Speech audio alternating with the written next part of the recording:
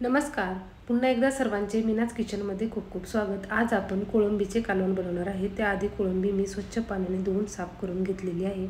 आता कढईमध्ये तेल टाकून त्यामध्ये हळद टाकून घ्यायची आहे आणि ही कोळंबी टाकून त्यामध्ये मीठ टाकून घ्यायचे आहे. हळदी मिठामध्ये ही कोळंबी आपल्याला छान फ्राय करून घ्यायची आहे.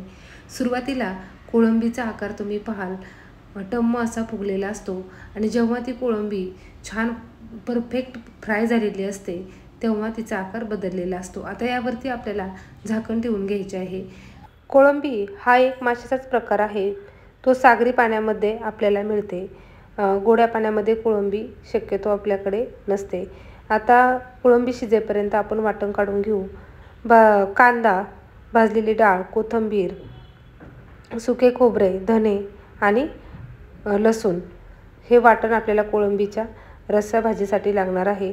आता दुसऱ्या कढईमध्ये आपल्याला तेल टाकून घ्यायचे आहे. त्यामध्ये आपल्याला आपल्या आवडीनुसार मसाले टाकायचे आहे. मी येथे घरी बनवलेला कांदा लसूण मसाला आणि आपला कोल्हापुरी घाटी मसाला, गरम मसाला, हळदी पावडर आणि हे तयार केलेले जे वाटण आहे ते वाटण आपल्याला या मसाल्यामध्ये टाकून घ्यायचे आहे.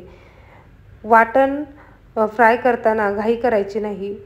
तेल सुटेपर्यंत छान हे वाटण आपल्याला मस्त मंद आचेवरती फ्राय करून घ्यायचे आहे. चवीपुरते मीठ मी यामध्येच टाकलेले आहे, कारण वाटणामध्ये जर सुरुवातीला मीठ टाकले तर मसाल्यामध्ये छान भिनले जाते आणि आपला रस्सा छान होतो.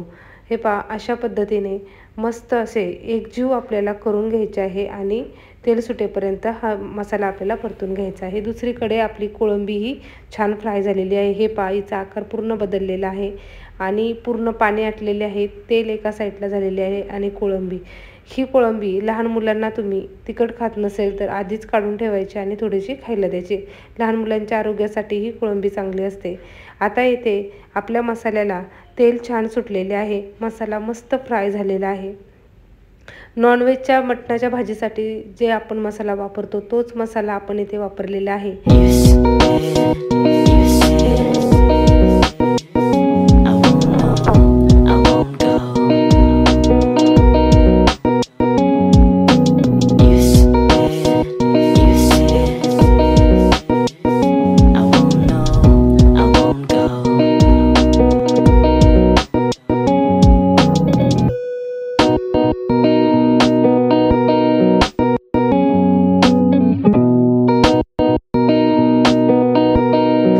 कोळंबी आणि मसाला छान परतला आहे. आता यामध्ये आपल्याला गरम पाणी ओतून घ्यायचे आहे. भाजीमध्ये गरम पाणी ओतल्याने भाजी चवीला स्वादिष्ट होते आणि आपला वेळही वाचतो.